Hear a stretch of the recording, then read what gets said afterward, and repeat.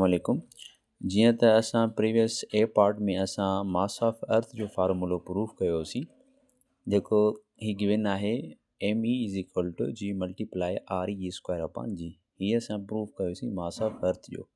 हाणे असां हिन फार्मूले जी हेल्प सां असां मास ऑफ अर्थ जी वैल्यू फाइंड कंदासीं, मीन्स प्रूफ कंदासीं 6.0 इंटू 10 पावर 24 kg। इहा वैल्यू असां अॼु फाइंड कंदासीं। तमामु आसान प्रोसेस आहे, बट थोरी कैलकुलेशन आहे, उहा थोरी तव्हांखे ध्यान सां ॿुधणी आहे, ठीकु आहे। सो अचो त हिनखे सॉल्व था कयूं। Mass of earth is equal to, हिन जी जो मतिलबु आहे एक्सलेशन ड्यू टू ग्रेविटी, जंहिंजी वैल्यू आहे 10 मीटर पर सेकेंड स्क्वायर। हूअं वैसे जी जी जेका वैल्यू आहे 9.8 मीटर पर सेकेंड आहे, बट हिन चैप्टर में ग्रेविटेशन में असां राउंड ऑफ करे 10 मीटर पर सेकेंड स्क्वायर था कयूं, ठीकु आहे। RE जो मतिलबु आहे radius of earth. Radius of earth जी वैल्यू कॉन्स्टेंट आहे 6.38 into 10 power 6 metre. And G value तव्हांखे गिवन आहे ग्रेविटेशनल कॉन्स्टेंट, जेका 6.673 into 10 power -11 newton metre square upon kg square. ॾिसो ही वैल्यूज़ असांखे ऑलरेडी गिवन आहिनि। हाणे इहे वैल्यूज़ असां हिन फार्मूले में कंदासीं पुट। त जिथे जी हूंदो उते असां 10 पुट कंदासीं मल्टीप्लाई RE स्क्वायर जो मतिलबु आहे radius of earth. Radius of earth जी वैल्यू गिवन आहे, कहिड़ी आहे 6.38 इंटू 10 पावर 6। हिन खे रखंदासीं ब्रैकेट में, पावर में ॾींदासीं स्क्वायर, जेको असांजे फार्मूले में आहे, अपॉन हिन जी जो मतिलबु आहे ग्रेविटेशनल कॉन्स्टेंट, जंहिंजी वैल्यू छा आहे 6.673 इंटू 10 पावर -11, ठीकु आहे।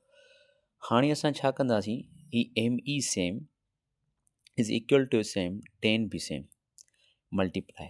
पहिरियां असां छा कंदासीं, हिन ब्रैकेट खे सॉल्व कंदासीं। अचो त हिन ब्रैकेट खे सॉल्व कीअं कंदासीं, तमामु आसान प्रोसेस आहे, ठीकु आहे। हाणे मां तव्हांजे साम्हूं ही कैलकुलेटर यूज़ कंदुसि ऐं हिते ई तव्हांजे साम्हूं मां जेके आहिनि वैल्यूज़ वग़ैरह कढंदुसि, ठीकु आहे। बसि थोरो ध्यान सां सम्झण जी ॻाल्हि आहे, का शइ ॾुखी कान्हे, हर शइ आसान आहे, पर थोरो ध्यान सां तव्हांखे कंसंट्रेशन करिणो पवंदो। हाणे असां छा कंदासीं, ॾिसो ही तव्हांजे साम्हूं मूं कैलकुलेटर ऑन कयो आहे, ठीकु आहे। हाणे ही जेकी वैल्यू आहिनि, हिन जो मतिलबु आहे ही ब्रैकेट आहे। जीअं वैल्यू ब्रैकेट में लिखियलु आहे, ईअं कैलकुलेटर में असांखे पुटअप करणी आहे। पहिरियां लिखंदासीं बार ब्रैकेट स्टार्ट, वैल्यू आहे 6.38 मल्टीप्लाई 10, पावर जेको असां ॾींदाऊं उहो ई ॾींदाऊं, ही पावर में असांजो छा आहे 6 आहे, हिते लिखंदासीं 6, ब्रैकेट ओवर, पावर में छा आहे स्क्वायर जो मतिलबु आहे ही पावर ऐं मथां छा अथसि स्क्वायर अथसि, मीन्स 2 अथसि। हिन जो जेको कंप्लीट आंसर थो अचे, उहो आंसर थो अचे हिन जो आंसर जेको थो अचे उहो थो अचे 4.07044, ठीकु आहे।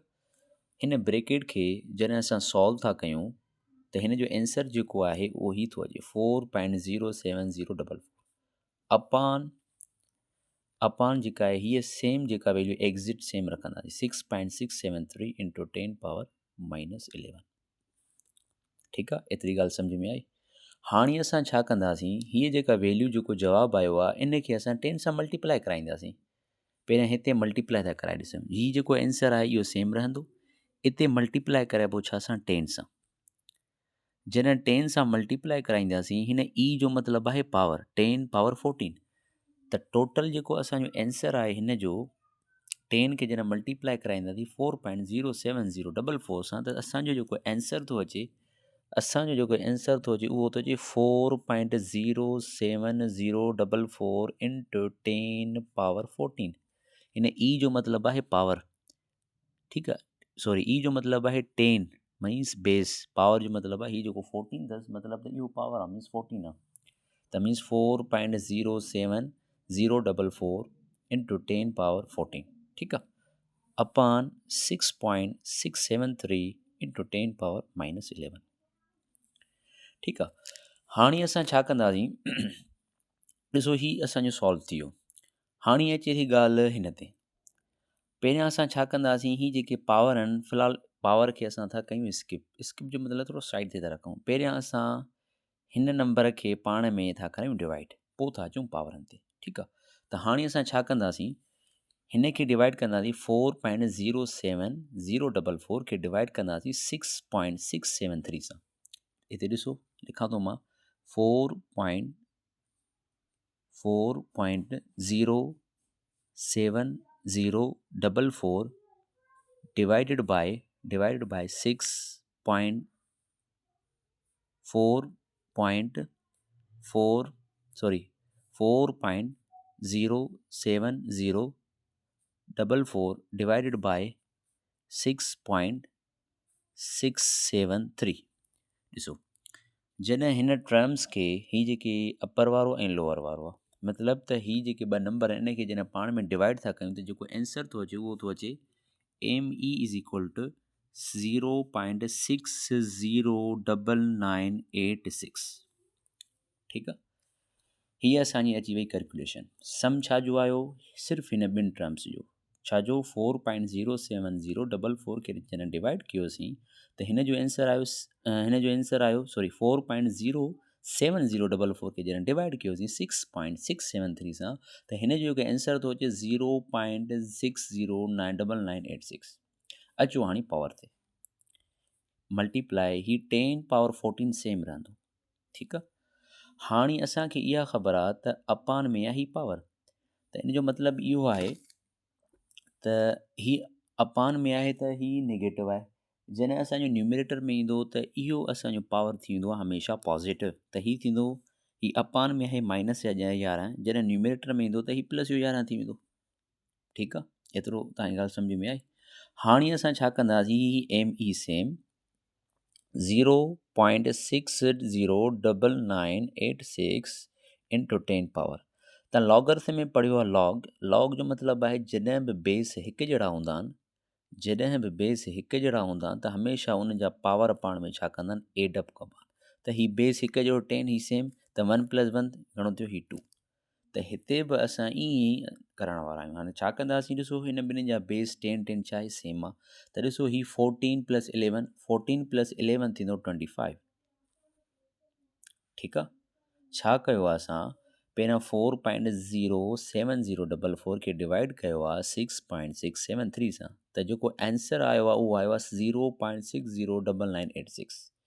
पोइ वरी असां छा कयो आहे, पावर खे पाण में कयो आहे एडअप, त ही अपान में आहे पावर नेगेटिव जो, जॾहिं न्यूमरेटर में ईंदो त उहो असांजो छा थींदो, पॉज़िटिव थींदो। इहो इन जे लाइ मां अपान मां खणी न्यूमरेटर में रखियो आहे, छो त तव्हांखे ख़बर आहे त हमेशह जॾहिं बेसिस हिकु जहिड़ा हूंदा आहिनि एडिशन में, प्रोडक्ट में, त हमेशह उन जा पावर पाण में छा कबा आहिनि, एड कबा आहिनि। त ॾिसो हाणे ही प्रोडक्ट में बेस हिकु जहिड़ो आहे, त बेस हिकु जहिड़ो आहे त पावर पाण में छा कबा, एडअप कबा। त हीउ थींदो 14 + 11 घणो थिए, 25।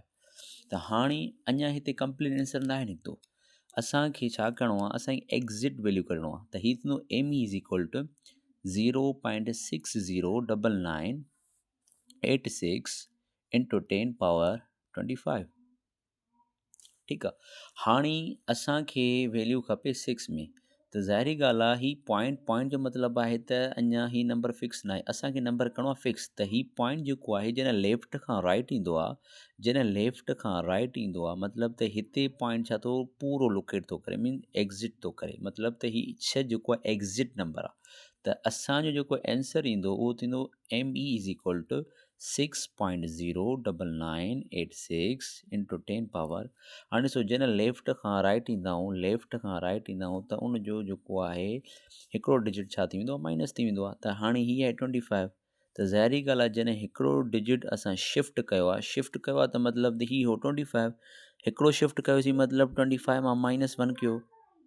जॾहिं लेफ्ट खां राइट ईंदासीं, ठीकु आहे, लेफ्ट खां राइट ईंदासीं त उन मां जो मतिलबु इहा त उहो माना नंबर असां छा था कयूं, शिफ्ट था कयूं त हिकिड़ो माइनस था कयूं। त 25 मां 1 वियो त बाक़ी छा बचो, 10 पावर 24।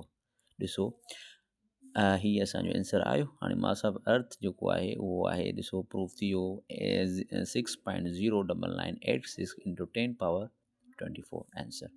किताब वारनि छा कयो आहे, ME is equal to 6.0 into 10 power 24, हिननि सिर्फ़ु छा कयो, 2 डिजिट रखिया, ठीकु आहे। हीअ बि सही आहे, हीअ बि सही आहे। असांजो जेको आहे बी पार्ट छा थियो, प्रूफ थियो मास ऑफ अर्थ जो। Thank U.